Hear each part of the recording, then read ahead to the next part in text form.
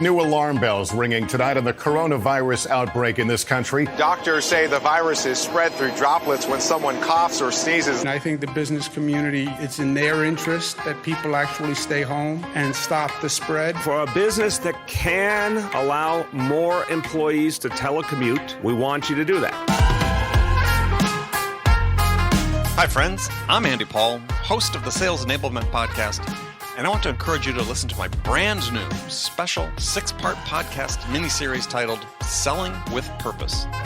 The team behind Sales Enablement Podcast and I put together this incredible series of inspiring conversations exploring what it means to sell with a mission greater than just hitting your numbers in this era of COVID-19 and beyond. So tune in to hear from world-class enterprise sales leaders and learn how their 6 companies will close $50 billion selling remotely. See how they've supported essential workers with the products and services they need to stay safe and thrive during this time of crisis. Subscribe to Selling with a Purpose now on Apple Podcasts, Spotify, Stitcher, or wherever you listen to podcasts.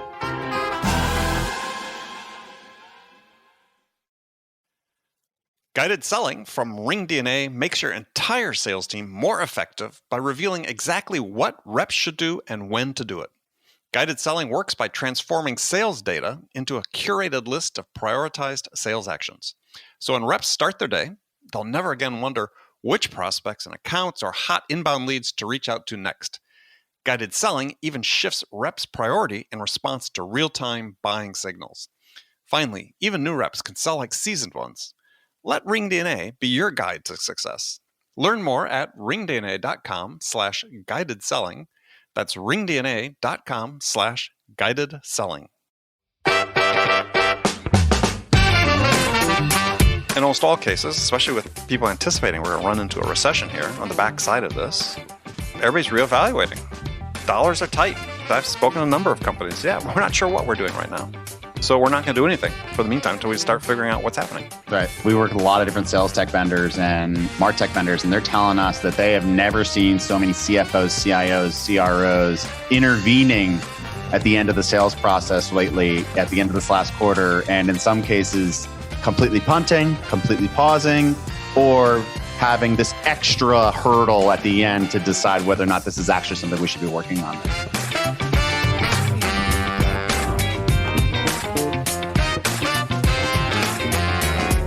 Hi, friends.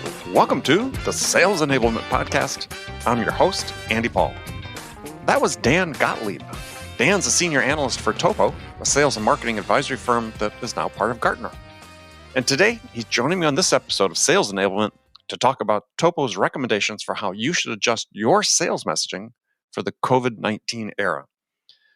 It all starts with developing a true understanding of what customers are going through now and capturing that juxtaposition between their roles and goals before and after the COVID-19 work-from-home policies went into place. We'll dig into why your messaging during this time requires nuance, empathy, insights, and value. Now, before we get to Dan, I want to let you know that all of us who work to produce this podcast are incredibly grateful for all the healthcare professionals on the front lines of this battle against COVID-19. If there's one thing that each of us can do to help them in this fight, it is to do everything we can to reduce the number of new cases that come to the hospitals. Now, I have cabin fever just like everyone else, so when you go outside, wear a mask. Be considerate of others. Remember, we're all in this fight together. All right, let's jump into it. Dan, welcome to the show. Thanks for having me. Pleasure. So, where are you sheltering? I am sheltered in San Francisco, in the city, about 3 blocks away from Golden Gate Park. Now, do you get out to the park and walk these days or staying inside? I do brave the outdoors as on a beautiful sunshiny afternoon sometimes. I do an excellent job of keeping my distance, walking in the middle of the field, not on the sidewalk. So I just need that vitamin D sometimes and a breath of fresh air. I will say those are my favorite parts of my day sometimes. Yeah. So I've been inside for almost 2 weeks now, other than a grocery run to Trader Joe's 2 weeks ago. But I think we're going again tomorrow because the Mother's Hubbard cupboard is getting pretty bare. Yeah, it's one of these days I really wish I had a balcony. Yeah. You know, it's unfortunately in our building there are no balconies or terraces, as they say here in New York. So yeah, but the streets are empty. I don't know what the city, San Francisco, that city, the city over here, it's empty. My wife will go. So one of the city community college buildings is just right on the other block, and it's completely empty. And my wife will take a lounge chair, it's like one of those just classic camp chairs, and she'll just go sit outside on the sidewalk and read. Sometimes mask on, like full on, just like full on, like just to not be inside. Sometimes on a beautiful afternoon. Yeah, I think I'm on my third. That's our balcony. Yeah, I think I'm on my third iteration of masks. I'm trying to decide what to wear when I go out. Yeah, I've got the bandana. Now they say the bandanas are no good, and ordered some face masks, some other things. It's like, whatever. It's a new wave of fashion, right? Maybe that can be the next thing that we go into. Well, but here's the next wave of fashion. Right. And you may be right, though. But here's the thing. Think about it. So I was having this conversation with somebody else this morning. Okay, they say it's okay. Fly again. Would you? But if you do, would you think, well, yeah, maybe I should mask up. Maybe I should glove up. Right? I mean, how long is it going to have to take till we all feel comfortable to go out in public without that? I definitely think I'm going to be rethinking, do I have to travel for this half-day workshop for this event?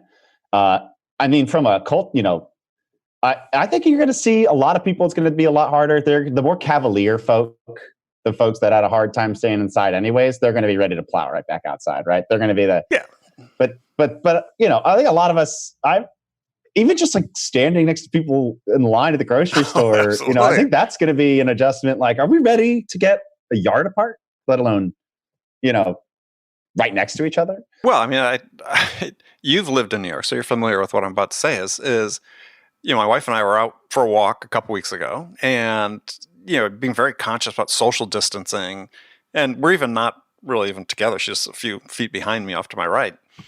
And we're just sort of walking, and this young woman, we're going past the entrance to an apartment building. And as you in New York, people just plow out of the apartment buildings, right? No one looks at the oncoming traffic. You just jump out into traffic. And she was very lightly traveled at that time, just my wife and I. But she comes out and turns and sees us, and she literally jumps in the air. And it was like, oh, yeah, things have really changed. It's just like, I find myself when I'm on the sidewalk, people walk by, I turn my back on them. Totally. My wife and I, when we go on a walk sometimes, she'll be like James Bond with her back against the garage door, down the street just to make sure that she's staying away from 6 foot. And, at first I thought to myself, how ridiculous is that? But then I realized, like, this is what's required, Oh, it is what's required. Absolutely. This is what's required. And I have to get over me. Like, I had a moment where I was like, my insecurity is the reason I'm not staying apart from people. So I immediately put my back against the garage door and was like, well, I'm with you. This is what we got. This is what we do now. We step out into the streets. I mean, and so the other sort of New York oddity I was laughing about, again, a couple weeks ago we were out is in Manhattan for sure is in front of every business, there's the metal grates that cover the steps going down to the basement. And everybody's accustomed to walking over those things. And people steer around them when they're walking. So you think you have 6 feet on somebody, but they walk into your lane so they can go around those things because they're afraid of falling down into the basement.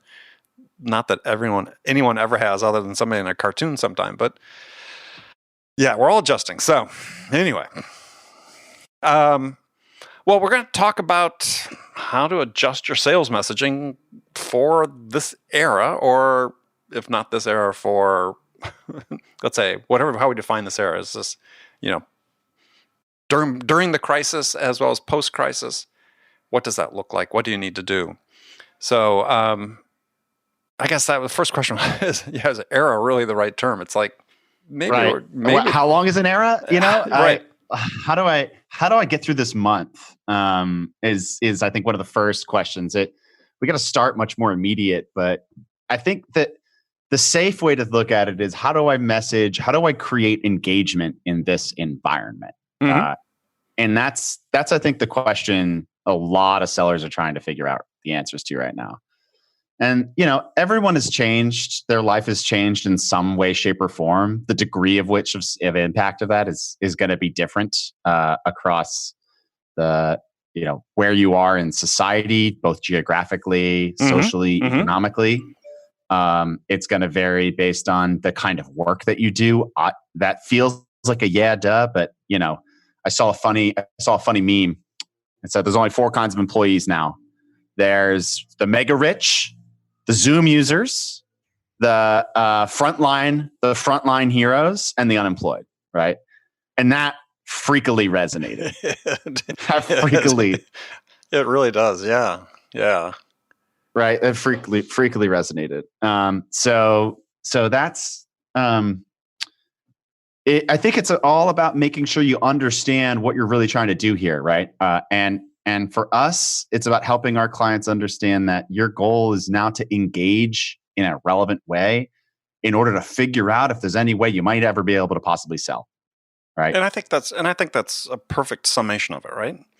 I think that there's too much within sales of sort of this residual, macho bro, hey, go out and pound calls, just pound calls. We still got to pound calls. And it's like, no, that's really tone deaf in so many ways. And I understand you're playing to a certain audience, but the fact is to your point, is that the first thing you have to do is understand where the customer sits.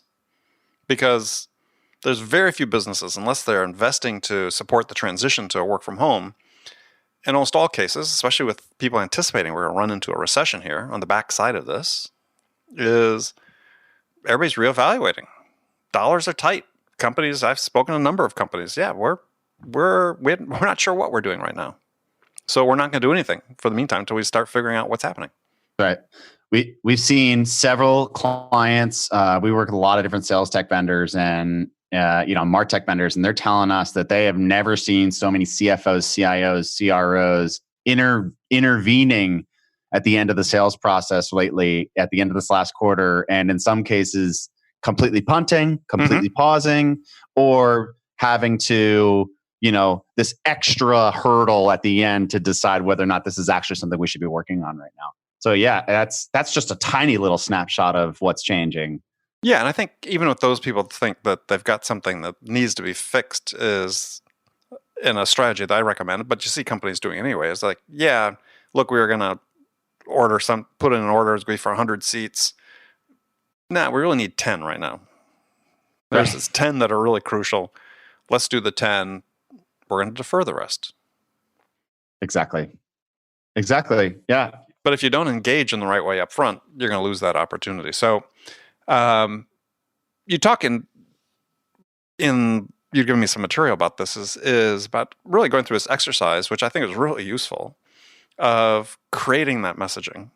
Because I think a lot of times I'm somebody who's written books and sort of writes for a living with a blog and so on, is if you want to clarify your thinking and you want to be able to say, okay, does this look right? Does it sound right?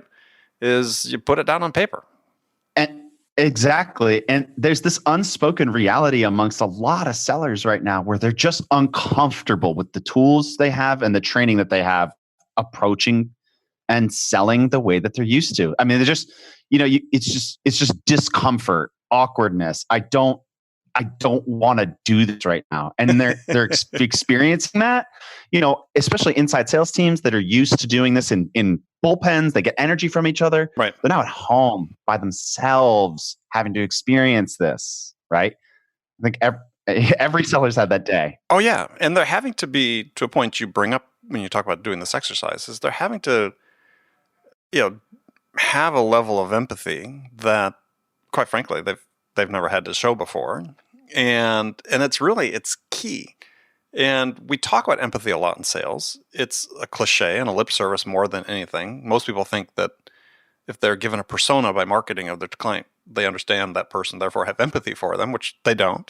But we're in this we're in this unique situation though, where if you understand that empathy is really about understanding why someone feels the way they do, you've never had more common ground with somebody than at any other time in your life. The opportunity to engage as a human, which we don't train people on, to engage on a human level with somebody because you have this shared experience. Everybody's at home.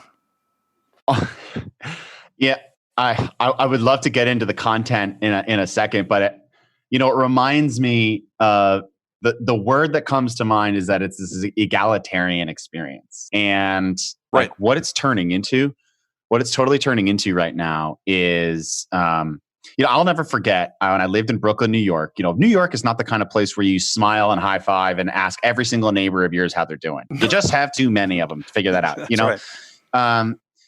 And so I'll never forget, it was a blizzard. Maybe it was 2015, 2016. And my roommate was like, I'm going to go shelter this out with my girlfriend. And I was by myself. And I was like, I don't want to do this by myself. So I called my buddy who lived all the way up in Greenpoint. And I was in Williamsburg. And he said, come on over. We're here hanging out. Please come on over. And it was starting to get bad. So I said, I'm just going to strap up my stuff and I'm going to go hike 1.5 miles in the snowstorm to my friend's house. And I will never forget how every single person I saw, we were waving to each other. We were talking to each other. We were like, how crazy is this? I had never had an experience like that except for in New York City ever. And I don't think I'll ever have it again, where I stop and acknowledge every single neighbor that I saw. And in many ways, this is a global phenomenon of the same proportion. Yeah. And so I think this is the thing that really sort of struck me is say, okay, if we're going to put together our messaging strategy, it has to start with that. You make this human connection. And so when you start saying, okay, well, how am I addressing this person? It's like, well, gosh, you have all these questions that come to mind. If you have grade school age kids, how's the online education going? You're getting homework done, or projects getting done. You can just start from a laundry list of things that will lead into a conversation about business, but people want to relate on that level to begin with. And it's not something that will necessarily go away. It should not go away once we sort of start passing through into whatever we consider the new normal to be or the new reality to be. Hopefully it's a massive lesson for sellers. Completely. One thing that's very important for a lot of sellers that might be listening to this or paying attention to this is that you shouldn't go at this all by yourself. There's a lot of things you can control within an organization. How do you figure out what the relevant topics are about your buyers? Historically, we've relied on buyer persona messaging. Historically, we've relied on our product marketing team to give us insights. Sometimes we rely on our personal experience and what we know about our market. Sometimes we're practitioners before we went into sales. Right. And the profession that I think is the most important for sellers to try and emulate right now is journalists. Start with your relationships. Just start with experts that people that in your market that can just tell you, here's what I got going on. And then as an organization, behave like a newsroom, setting up channels in your internal Slack or Teams or whatever you use, where you're literally just providing these real-time updates and creating this like self-building library of insights where all you're doing is just getting that knowledge out as quickly as you can. And then once you can validate, right? Hey, look, like I've been talking, if we're reaching out net cold to a prospect, a stranger you've never heard of before, you don't want to use empathy along the lines of my family is safe. Of course you hope my family is safe. I hope you would not hope that my family is safe. You can kind of skip towards the more of that business oriented. Hey, look, like I understand you might be going through having to think about how to completely re-instrument your team for the next 3 to 6 months, or that you might be considering whether or not you should bring your team back to the office. Like you can use the insights to have a much more relevant conversation. So we've been telling a lot of our sellers and our clients that we work with that to think about engagement first, like engagement over discovery, if you will, just to start a conversation. And then from there, you can learn a lot more. Yeah. Yeah. And make sure I understood you correctly. I mean, I would not skip the small talk on about the things that are personal, ever. Because I think first of all, it's going to give the personal level of comfort with you when you then make the transition to say, oh, okay, this guy's kind of interested in me, and I'm therefore interested in him or her. So yeah, I'm more likely to answer more fully on this next question. We tend to, there's this trend, and hopefully, we'll see it stop here, but there's been this trend to sort of say, let's dismiss that small talk part at the first. And I think the way sellers have to understand what happens is that everything builds on the thing that preceded it in sales. And so somebody may still talk to you, even though you didn't necessarily do the greatest job at that personal engagement level. They may still talk to you, but there's a lot of reasons people may still talk to you. What you don't understand is you're on a weaker foundation and maybe you're in third place. So you really have to pay attention to everything at each step along the way. And so engagement starts, absolutely. Start the personal, get to business. Not that you spend forever. It's no one has an interest spending 20 minutes talking about homework with the kids, but find that thing. If you do a little work ahead of time, you'll know. Completely. And there is so much X factor in whether or not someone has kids, where those kids are in life, whether they're at home or not, and I think it's been very interesting to watch the folks that are at home with young kids find an escape through work. I have a colleague, they're an account manager, and they're on the East Coast and some of us are on the West Coast, and we're like, Matt, isn't it like 8:00 there? He's like, yes, but this is a very important call right now. Well, my stepdaughter's a child and adolescent psychiatrist, and so they're doing sessions remotely, and we're in the office. The mother will sit in the waiting room, and the kid will come in and spend time. And now the mother sets him down and said, "See you later."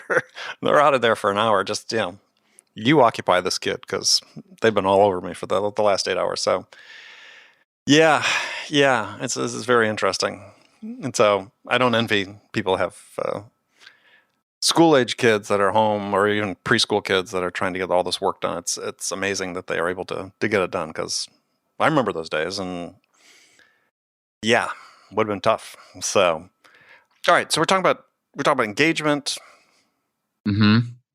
Talk about understanding the person's goals that you're talking to. So, what do you think about that?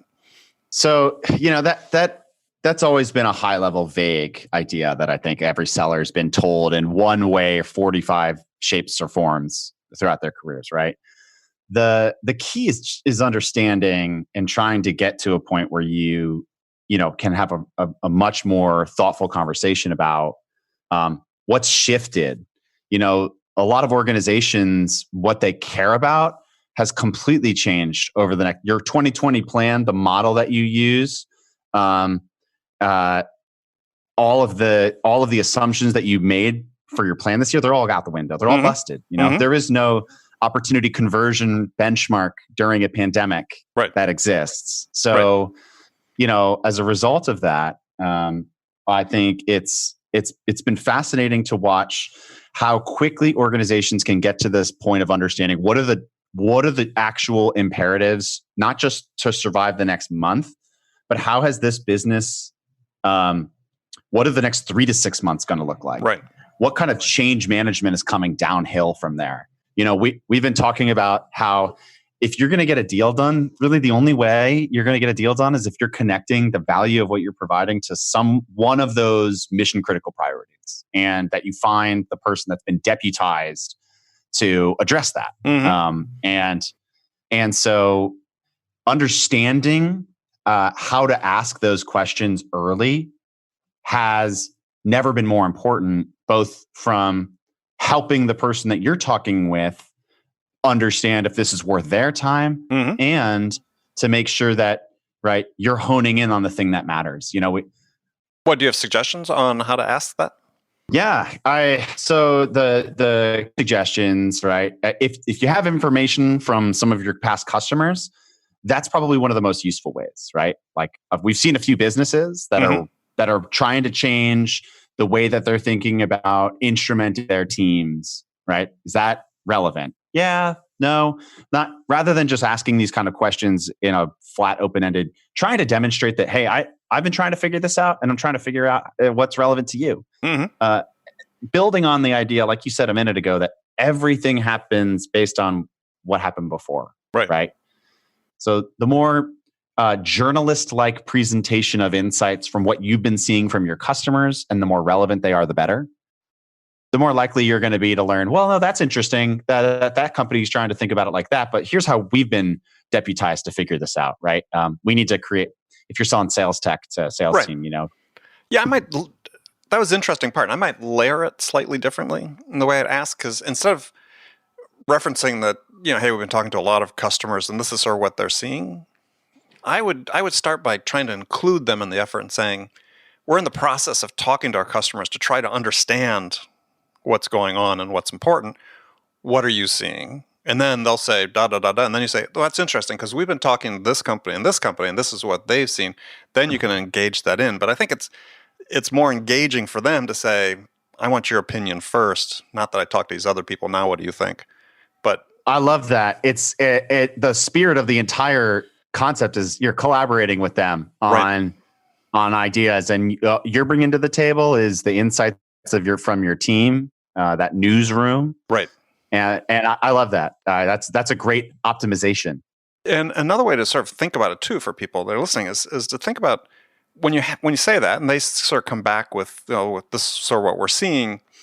Is there's two types of questions I believe to ask that are sort of macro and micro. The macro level is, well, it's interesting. So, what's the impact going to be on your company of this?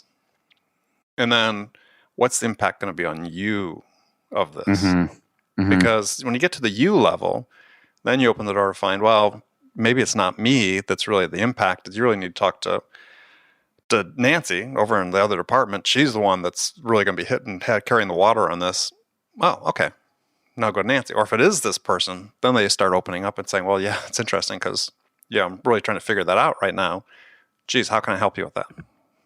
It resonates in that it is a highly more collaborative approach to the initial conversation, right? Or then just working with and identifying like where is this, what has your next 3 to 6 months shifted to be like?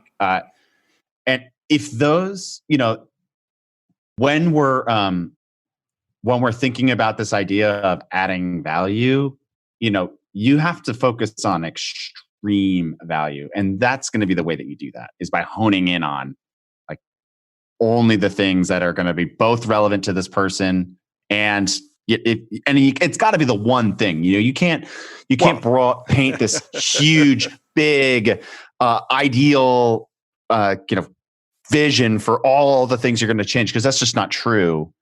Yeah. Well, but I think the thing that it's really interesting you brought that up because this is a lesson for people listening is that, Dan just talked about, you have to identify that one thing. No matter where your sales team is working from, RingDNA can enable them to be more productive and effective. RingDNA offers a complete platform for remote sales teams that gives reps the tools they need to connect with more prospects and create more opportunities and drive more revenue no matter where they're working from. And managers can get real-time insight they need to coach reps to success. Win more deals from anywhere on the planet with RingDNA. Learn more about how RingDNA helps remote teams at ringdna.com/remote-work. That's ringdna.com/remote-work.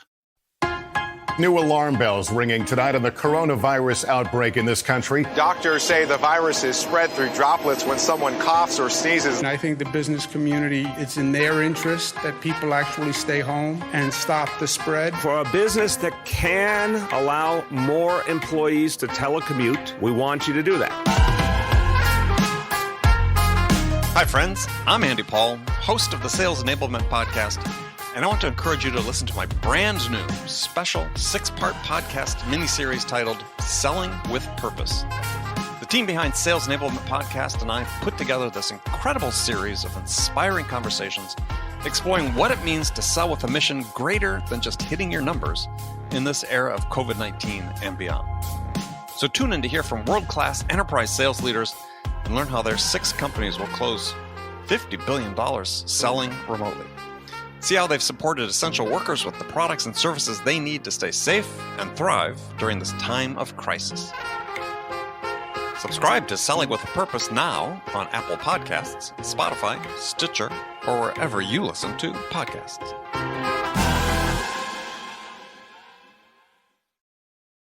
The point is, there's always only just one thing. Not just now, forever, right? Right. And if this helps you get better at finding that one thing that's of extreme value, then this is a great exercise to go through to help you do that. Because, I share the example of early in my career selling this good-sized computer system to a company in Fairfield, California, big construction company out in the Bay Area, in East Bay. And they ran us through the ringer on this thing. Boy, we RFPs and big compliance matrices, and we had to demonstrate. It was for accounting for a good-sized construction company. And we had to demonstrate all the modules, AR, AP, payroll, billing, job cost accounting, blah, blah, blah, blah. And it was exhausting. We ultimately won. And I remember it finally dawned on me a few months after they had started implementing it, and maybe 6 months in, they were pretty fully implemented. At least I thought it was. And I go out, and they're only running one module. I said, it was a billing module. I said, Frank, what's going on here? And he said, well, this is why we wanted to buy it. The rest was nice. This was our one thing. And this has happened to me. And they were really happy. Oh, they were extremely happy. And they were extremely happy. Yeah. And this happened to me numerous times in my career before I finally got smart enough to say, okay, what's the one thing? And so I think in this era, you highlighted perfectly, which is there is one thing that's more important than all the others. Find that one thing and find the one person who, to your point earlier as well, who's responsible for that one thing. And then you can start having those conversations. Yeah. We call that person the deputy. The deputy. Okay. I like that. Yeah. Yeah. I mean, that's just, that is the key. Like I said, whether it's now or whenever, when you're selling, is discovery, you have to find that one thing. It's exciting, right? And big picture in that, this is accelerating these practices becoming norm. I think we've been talking about this for a long time in sales anyways. But there's a whole generation of us, myself very much included, we've all been selling and learning how to sell in this gluttonous period of extreme growth, Lucky and I know. Lucky us. Very lucky us. But now in a month, the stakes have completely changed. And as a result, this idea isn't just a nice to have idea. It's going to be the only way you're able to make it through. But there's this really big nuanced change that's happening at the front. And it's this idea of, we've been taught about give gets, right? Qualifying. Discovery is treated as this like tips and tricks kind of experience. Every seller thinks they're sly foxes when they're like, so tell me a little bit about who else is involved in the buying process. No. The jig is up on this, and that we have to be willing to give and give and give without expecting much in return in order to learn about the one big thing. Right. I have an example. We have a client. They talk about Tricky, right? They sell software to healthcare systems, specifically collections optimization. Talk about Tricky. Yeah, talk about Tricky, yes. And so essentially they've basically like paused a lot of selling right now, but they're only focusing on turning their sellers into like value add resources around. They've literally turned them into a journalist. And the only thing that they're even meeting with these folks on are sharing like mini assessment templates that they can use to figure out whether or not they actually need to think about their collections process differently for post-COVID, and so that's an example. They're just giving. There's no expectation of getting anything in return. And I think that's going to be really hard from a messaging standpoint for a lot of sellers to understand, right? Because it's so counterintuitive to what has been espoused. Yeah. Well, it's sort of taking, as you're talking, it sort of struck me as, it's like, you have to look at more of your opportunities, even if you're a little more transactional, you have to look at more of your opportunities like major accounts, where what you're doing is you're investing the time to help them. And this is an area of focus, I think, that's going to be difficult for some sellers, is to help them, and you brought this word up, is help them not decide, but choose how they want to solve the problem that they've got. Mm-hmm. And unfortunately, we tend to train sellers these days.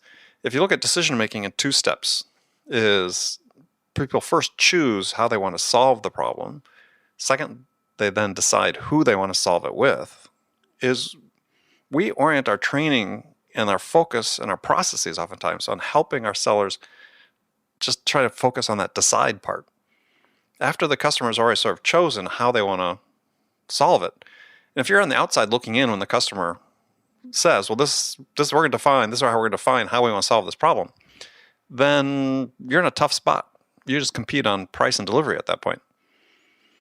And so what you were talking about before really is this, you have this opportunity now, especially if somebody's paused something that was in the works, especially if you weren't really in the running before, is to come back in and say, how can we help you solve this problem? Let's look at what the problem is that you're trying to solve. Have you maybe thought about this? You provide your insights to a little bit challenger. And if you can be that person that says, look, they're going to ultimately end up basing their vision of what they're going to buy based on what our solution is, then you've turned that into a winning position. Yes. And what I love about it is how you're, turning it into a winning position, and how you use the relationship that you establish to do that, even if it's transactional. Adding extreme value doesn't have to be the one thing, like that big issue. It doesn't have to be honing in on that one issue. You could start in a much simpler way. Sure. I got an example, a sales enablement technology vendor, right? Sales enablement's very busy right now. Yes. As a team, very busy. But one of that group's big issues, I've got worldwide training sessions that we got to now run virtually. And we've got to figure out not only how to adjust COVID, to the post-COVID economy, we also have to find out how to deliver this virtually to a sales force of 500 plus people. And by the way, we have to help with QBRs. Right. All while all this is going on. And so, they're just giving their sales reps this tool to how to run a virtual QBR.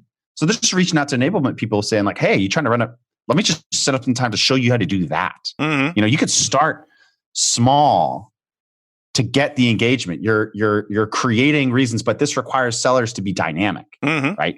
Dynamic enough to deliver that kind of a presentation and not ask for anything in return. Disciplined enough to focus on helping and not asking for anything in return. And that's extremely counterintuitive. But the information comes up. It's impossible for it not to come up, right? When you're helping along those lines. Yeah. Well, I mean, the difficulty I think that we see in these days, though, and because it's a difficulty that exists prior to this COVID crisis, is the situation you described. The biggest barrier to make that happen is management. Because tell me more about that. Well, because, and these are my opinions and observations through 787 episodes of the show and talking to hundreds and hundreds of people and companies, is that one of the artifacts of the way that we bring technology into sales is that we really haven't trained people how to use the data in the most efficient, effective way. And so, if you try to bring a nuanced sales approach into what is oftentimes, especially in the SaaS environment, kind of a brute force sales management ethos, there's going to be a conflict. And so, this is going to be a challenge for companies, and is a challenge for these companies real time now. Companies are dealing with this. How do I manage this need to be more value based? Be, quite frankly, is accept the fact that my customers are they're slowing down. That's why the recession is going to hit, because everybody's slowing down in turn, right? It's sort of unavoidable. So how do you work with your sellers as a manager that wants to hit your number, company needs to hit a number, whatever that number's undoubtedly changed in the last month, but you still have a number you want to hit. Is how do you mesh these two together? And I think, messaging to the customer notwithstanding, is this becomes really one of the big issues, because you got people remote. To your point earlier, they're not in the bullpen where they get the group effort and the group think and the esprit de corps and camaraderie and sharing of best practices. All that stuff's much more difficult now and harder. To bring this full circle, what you just said resonates deeply for a few reasons. So the first one is that, we think about, and this is this dramatic. We're not just being hyperbolic. We were talking about this, in the as we were getting warmed up for the recording here. We were doing our talking vocal exercises, right? Yeah. During our yes. I was a theater kid, by the way, so that also me too. The big black bug bled blue blood.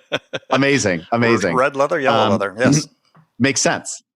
Red leather, yellow leather. That's a classic. Yeah. That's an absolute classic. I still sometimes do that before speaking engagements and trainings and whatnot. Anyways, so as we were finishing our exercises, we were talking about reinvention, and reinvention is org wide. It's everywhere. It's in process. It's in individuals. It's in our management strategy.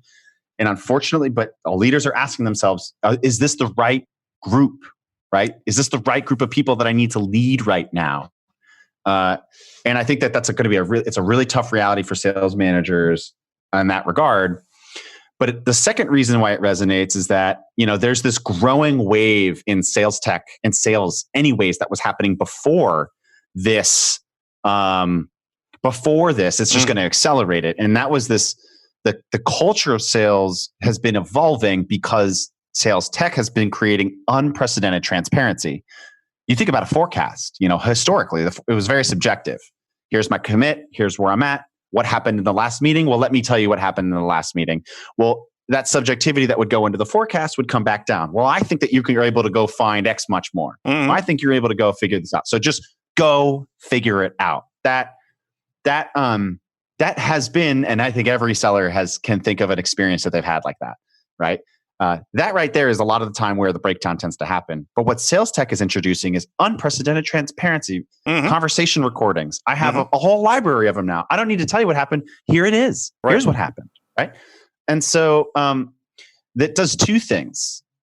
The first thing it does is it puts a lot of pressure on sellers to try to navigate these conversations the right way. But it puts a lot of pressure on managers to completely rethink how they're managing their teams, how they're coaching their teams, how they're leading their teams. So, that's ushering in a whole new wave of sellers that crave feedback, managers that really want to get feedback. They're completely rethinking their schedules to provide feedback. And now that we're all inside sellers, there is a big demand for these kinds of tools to rethink how we're interacting with each other as teams. So all these variables combined are creating this cocktail that is potent, that is putting a lot of pressure on the sales profession to rethink how we lead, set expectations, and hold ourselves accountable. And I think that's in the long term going to be a good thing for the profession. Oh, yeah. No, I agree. I mean, I think that I see several things. One is that this is going to help people get sensitized to the fact that as we bring more tech into sales, is that the human aspect of it becomes more important, not less. Because as you bring more technology into it, certain aspects of your selling process are become less differentiated. And so this differentiation is going to come from the humans. I think the other thing where it's putting pressure on, and I like to kid sales tech CEOs when I say this when they come on the show, is like, yeah, we've had this unprecedented wave of sales technology into sales over the last 5-10 years. Yet if you read CSO Insights reports, sales performance B2B is dropping year over year. So thus the correlation must be sales tech makes salespeople stupid, which is not the case. But I think that we still are fundamentally illiterate when it comes to how we use the tools and the information we get from it. And I think that is the big wave. Data literacy is horrible among salespeople. We get this data And you just have to read some of the vendors out there that put out these reports. We've studied 6 million calls, and you're supposed to do X. And it's like, well, no, that makes no sense whatsoever. I mean, statistically, it's horrible math. I mean, it's just and it's like we're doing ourselves a big disservice if we put that out there and think that it's true. So I think we have this obligation in the profession to increase our data literacy and understand how to use these tools to actually improve performance. Right. Bringing it back to the nuanced messaging, we have transparency into the voice, the tone, the rhetoric of the customer and I think that's the big difference that didn't exist before in interactions, right? That from the data, I completely agree with you.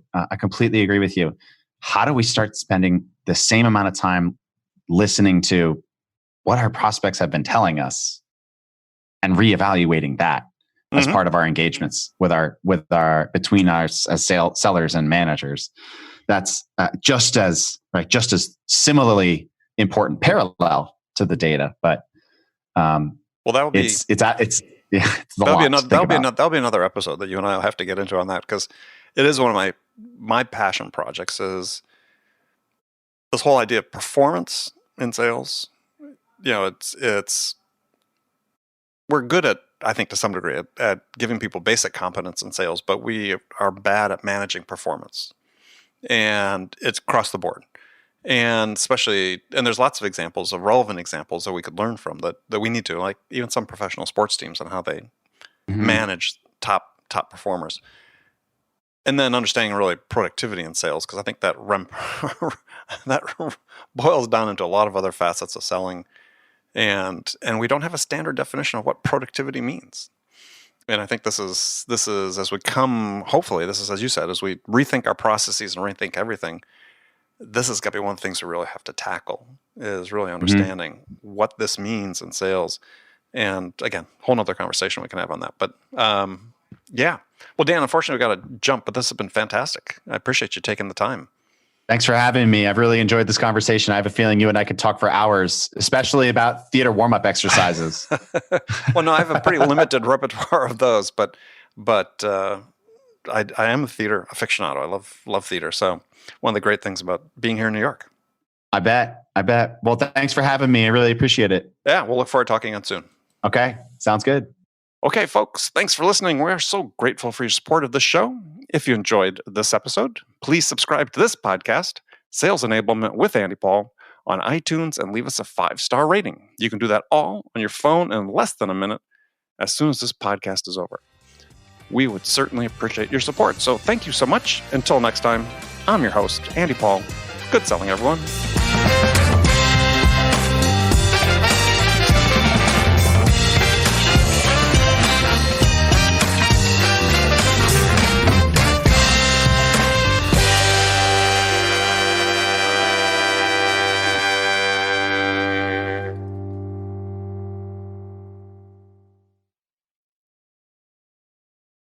RingDNA is the leading sales enablement platform that uses AI to help scale business growth. Trusted by the top companies across the globe, RingDNA offers a suite of powerful tools for every sales role. The RingDNA Dialer radically improves sales productivity and call connection rates, while guided selling helps reps know exactly what to do and when to do it. Conversation AI uses artificial intelligence to surface the most impactful coaching opportunities in real time. So, no matter where your team is working from, the RingDNA platform can help them exponentially increase call connections, opportunities, and revenue. Learn more at ringdna.com/platform. That's ringdna.com/platform.